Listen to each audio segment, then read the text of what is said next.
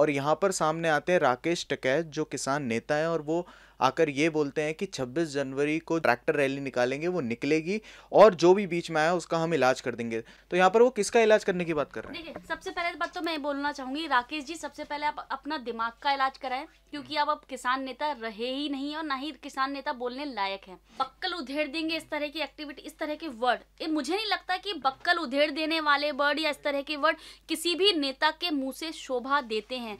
ये एक जैसे कहते हैं ना गुंडा, गली का गुंडा होता है, या बीसी लोग जो होते हैं, जो एरिया के बीसी होते हैं, वो वर्ड, इस तरह के वर्ड वही यूज करता है। हमारे स्टेटस पे हम क्या वर्ड बोलते हैं ना कहीं निकल के आ ही जाता है। तो राकेश बक्कल के, जो भी राकेश बक्कल है, जाने डकैत है, जाने क्या है, मुझे नहीं पता इसके बारे में। मैं तो सिंपल आपको ये बोलूंगी, ये बंदा बड़ा घटिया आदमी है, इसके दिमाग में कीड़े हो गए हैं, जो कि किसी भी तरह की स्टेटमेंट पास कर रहा है और लोगों के बक्कल उधेड़ने की बात कर रहा है। कहीं ऐसा ना हो जाए आपकी इस स्थिति से आपके खुद बक्कल उधड़ जाए। और 26 जनवरी के दिन परेड निकाली जाती है, हमारी थल सेना, वायु सेना, हमारे छोटे छोटे बच्चे जो स्कूल के काफी सारी एक्टिविटी करते हैं, स्कूल के बच्चे मिलके उसमें पार्टिसिपेट करते हैं। आप उसमें जब वो दिन एक ऐसा दिन होता है, काफी आउटसाइड ऑफ कंट्री, हमारी कंट्री से बाहर के लोगों की भी उनकी नजर हमारे देश पर होती है कि इनकी सैन्य कितनी स्थिति स्ट्रांग हो गई है। इवन आप उस टाइम पर इतने सेंसिटिव वाले दिन आप अपने ट्रैक्टर लेके आ रहे हैं।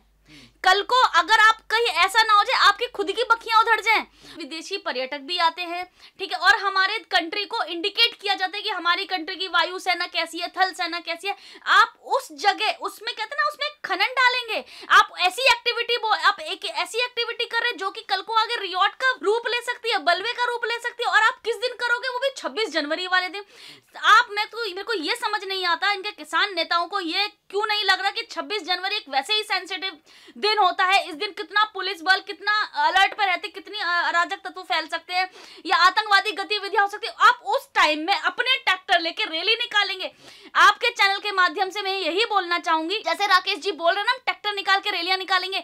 आप एक बार ना, अब तक बहुत जब हर बंदा सिंधु बॉर्डर पे गया, यहाँ पे गया, वहां पे गया, एक बार दोबारा जाकर देखो वहां के ट्रैक्टर की हालत क्या है। वहां पे ट्रैक्टर वो रैली निकालने वाले नहीं है, वहां पे वो ट्रैक्टर बलवे के लिए तैयार किए जा रहे हैं, वहां पे वो ट्रैक्टर रियॉट के लिए तैयार किए जा रहे हैं। एक बार जो ट्रैक्टर की स्थिति देखोगे ना, पूरे चारों तरफ से कवर कर रखा है। कवर क्या कर रखा है? आप अंदर से कुछ लीगल एक्टिविटी करोगे क्या?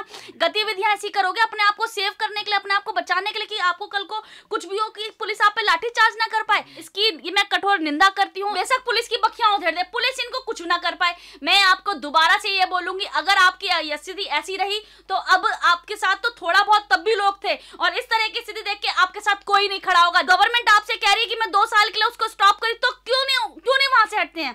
क्या उनको चाहिए? जब उनको बोल दिया कि ठीक है, ये जो लॉ है, हम जो 5 से 6 जो हम कमियां हैं वो हम इसको सुधारने को तैयार है, रिटर्न में देने को तैयार है, अब क्यों नहीं उठते? वो इसलिए नहीं उठते क्योंकि उनको अपनी छवि ठीक करनी है। जो सो कॉल कांग्रेसी वाले दलाल बैठे हुए हैं इसके अंदर, सो कॉल मायावती के लोग बैठे, काफी सारे जो भी पॉलिटिकल पार्टी बैठी, अब ये मुद्दा किसान मुद्दा ना होके पॉलिटिकल मुद्दा हो गया है। हमारे देश की ये शुरू से रही है। अगर मोदी जी प्राइम मिनिस्टर बन गए हैं, जैसे कि उनके बारे में कोई भी कुछ बोल दे, तो आपको कहीं ना कहीं कांग्रेस में कोई पद मिल जाएगा, कहीं ना कहीं कांग्रेस वाली आपको साइकिल वाली पार्टी साइकिल पे ले जाएगी, या फिर आपको मायावती पार्टी हाथी पे जाके आपको बड़ा सा राज तिलक कर देगी। तो ये ट्रेंड बन चुका है। तो बस यहाँ पे खाली पॉलिटिक्स हो रही है और कुछ नहीं हो रहा।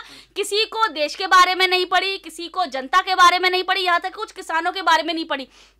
एक बार मैंने आपके चैनल के माध्यम से ही देखा था, काफी सारे किसान जो डे फर्स्ट पे जो प्रोटेस्ट कर रहे थे, वो अब वहां पे उतने लोग नहीं हैं। तो कुछ ना कुछ तो हुआ होगा ना, कुछ तो ऐसी स्थिति घटी होगी, कुछ तो किसानों को समझ आ रहा होगा ना। वहां के जो सो कॉल नेता अब नेतागिरी कर रहे हैं, हमारे को खुद लॉस हो रहा है, तो वहां पे क्यों आप लोग क्यों पिस रहे हो इन लोगों के बारे में? ये पॉलिटिक्स हो रही है। अब मैं आपके किसान जो भी वहां पे इक्का दुक्का और किसान बैठे हुए, उनसे हाथ जोड़कर विनती है, आप थोड़ा समझो, ये बहुत सेंसिटिव मुद्दा है। कल को ऐसा ना हो जाए हमारा किसानों से विश्वास उठ जाए। राकेश टिकैत जी हैं, जो डकैत जी हैं, जो भी है, वो केवल अपनी राजनीतिक छवि सुधार रहे हैं और किसानों का बुरा करेंगे, और हमारे देश की जनता से उन्हें कोई फर्क नहीं पड़ता। वो केवल एक टाइम बॉम्ब या बॉम्ब टाइप का छोड़ देंगे, और फिर पीछे बैठ के क्या करेंगे? पीछे बैठ के पिसेगा कौन? अगर आप खुद देख लो, किसान आंदोलन में मरा कौन? कौन है? किसान ही तो मरे हैं। कोई नेता आके मरा है वहां पे? इतने कोई भी इतने जो बड़े नेताओं के मुखिया बनते आए थे किसान आंदोलन के, बड़े बड़े, कोई किसी का बेटा, किसी की माँ, किसी की बेटी या खुद मरते हुए मरे, वहां पे कौन मरा है? केवल बेचारा निहत्था मजबूर किसान मरा है, किसान की डेथ हुई है वहां पे। चाहे वो आप नेचुरल डिजास्टर ले लो या नेचुरल किसी स्थिति की वजह से ले लो, कौन मरा है? ये राकेश डकैत से कर से कोई मरा है? कोई नहीं मरा, ना कोई मरेगा भाई। ये लोग रोटियां सेक रहे हैं, केवल आंदोलन कर रहे हैं। इनके अगर कोई जाता है ना, पुलिस भी जाती है, मैंने चैनल के माध्यम से देखा था, वहां पे कोई लड़की है, मुझे नाम उसका याद नहीं है, वो एकदम पापा को, अरे पापा जहां हमने रात को ना दूध पिया था वहां पे आ जाना जरा। पूनम पंडित जी इंटरव्यू बोलती हैं, पापा जहां पे मैंने रात को दूध पिया था वहां आ जाना। हम लोगों ने सोचो, वो लोगों एटलीस्ट कैमरे के सामने आप क्या कैसी बातें करते हो, किस नाम से इंडिकेट कर, जहां पे हमने दूध पिया था वहां एटलीस्ट कैमरे के सामने तो डरो। आप अपने जगह को इंडिकेट तो यूं तो कर दो, पापा जहां मैं कल बैठी थी वहां आ जाना। अब तीसरे दिन कोई मीडिया जाएगी तो कहेगी पापा जहां मैंने पिज्जा खाया था वहां आ जाना। तो भाई आप अपनी कहते, अब हाँ आज ही देखा था उनको भाई साहब शादी के इनविटेशन भी आने लग गए हैं पूनम जी को। आज पूनम जी को बड़ा बड़े घस हो के बोलते, उसे भाई करके बोलती। भाई ये लोग किसानों की आड़ में अपनी रोटियां सेक रहे हैं, अपने फेस को लाइमलाइट ला रहे हैं, अपने फेस को नोइंग बना रहे हैं हमारी जनता के आगे। लेकिन अगर ये लोग किसी भी पार्टी में जाते हैं, जाएंगे तो डेफिनेट सी बात है, अगर आप सोच रहे हो ना कि आपकी कोई राजनीतिक छवि सुधर जाएगी राकेश जी के जैसे लोगों की या पूनम पंडित जैसे लोगों की राजनीतिक छवि सुधर जाएगी, नहीं, आपकी राजनीतिक छवि और गिर जाएगी। क्योंकि आप राजनीति को पाने के लिए, सत्ता के नशे में आने के लिए, सत्ता का नशा आपको इतना हो गया है, आप कुछ नहीं सूझ रहा, आप बिल्कुल जमीन पर आके गिरोगे। कोई भी बंदा खड़ा होके एक हेट स्पीच पास करता है कि जिससे लोगों को लगे अराजक फैल सकता है या बलवा हो सकता है या रियॉट हो सकता है, इस तरह की स्थिति पैदा हो सकती है। तो मुझे लगता है हमारे देश की गवर्नमेंट को स्ट्रिक्ट एक्शन लेना चाहिए और इनको जेल में भेज देना चाहिए। क्योंकि अगर इनकी यही मानसिकता रही तो ये 100% 26 जनवरी वाले दिन कुछ ना कुछ ऐसा कांड करेंगे जो बहुत ही निंदनीय होगा और हमारे इंटरनेशनल लेवल पे अपने देश की बेइज्जती कराएंगे। और किसानों को भड़काऊ भाषण देकर, किसानों को भड़काऊ हेट स्पीच प्रोवाइड करके, जो भी सो कॉल और लोग बैठे हुए, तो किसान इसलिए बोल रही हूँ बार बार, मुझे नहीं लगता वहां पे किसान बैठे हुए, लेकिन इस आंदोलन को किसान आंदोलन नाम ले दिया, इसीलिए मैं यहाँ पे बार बार किसान वर्ड यूज कर रही हूँ। जो सो कॉल वहां पे जो लोग किसान बैठे हुए हैं और जो वहां पे उनकी बेटियां बैठी हुई हैं, जो भी, प्लीज आपसे रिक्वेस्ट है आप इस तरह की एक्टिविटी ना करें। आप कहते हैं नजरों से बिल्कुल गिर जाओगे और नजरों से एक बार गिर के उठ नहीं पाओगे।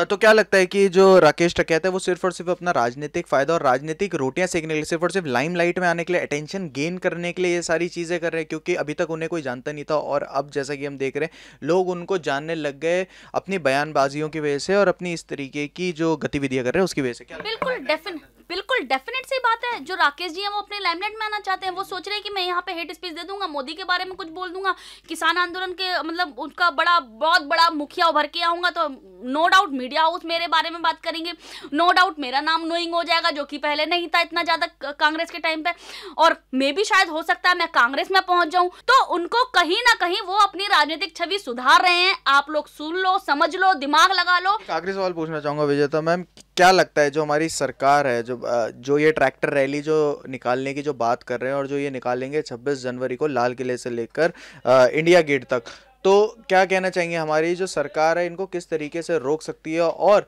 यहाँ पर किस तरीके से जो ये गतिविधि है इसको रोका जा सकता है? किस तरीके से क्या सरकार को क्या स्टेप लेने चाहिए? मुझे लगता है कि हमारी सरकार को यहाँ पे यूपी और दिल्ली सरकार को इकट्ठा मिलकर काम करना चाहिए और अपने जेलों के अंदर ना, जहाँ डासना जेल हो, जहाँ तिहाड़ जेल हो, जहाँ आपकी क्या बोलते हैं आपकी दिल्ली की जेल, जितनी भी 2-3 जेल है, सब जितनी भी जेल है वहाँ पे स्पेस खाली रखो अपना। जो भी ट्रैक्टर लेके आए सारे ट्रैक्टर को तो बंद करो ही करो और उस बंदे को भी बंद करो। क्योंकि देखिए मैं आपको ये बात बार बार बताना चाहूंगी, कानून के अंदर अगर कोई भी बंदा लॉ ऑफ मिस्टेक करता है, अगर किसी भी कहीं भी लॉ की मिस्टेक हुई है तो वो पनिशेबल है, वो आपका माफी लायक नहीं होगा। सेम अगर आप 26 जनवरी वाले दिन बेशक आप लेके जाए ना जाए, लेकिन आपने हेट स्पीच तो पास करी। यहाँ तो कोई अगर खड़ा हुआ नेता होकर किसी को गाली बक दे तब हेट स्पीच हो, तब उसको जेल पहुंचा दिया जाता है। अर्नब गोस्वामी के केस में ले लो या आप अपना डोनाल्ड ट्रंप भी ले लो। डोनाल्ड ट्रंप ने जब अपने अमेरिका के अंदर हेट स्पीच पास की थी तो उनका ट्विटर अकाउंट बंद हो गया था। तो यहाँ पर राकेश दलाल जैसे बंदे आकर हेट स्पीच पास करे तो इनको जेल में जगह खाली रखनी चाहिए हमारी गवर्नमेंट को।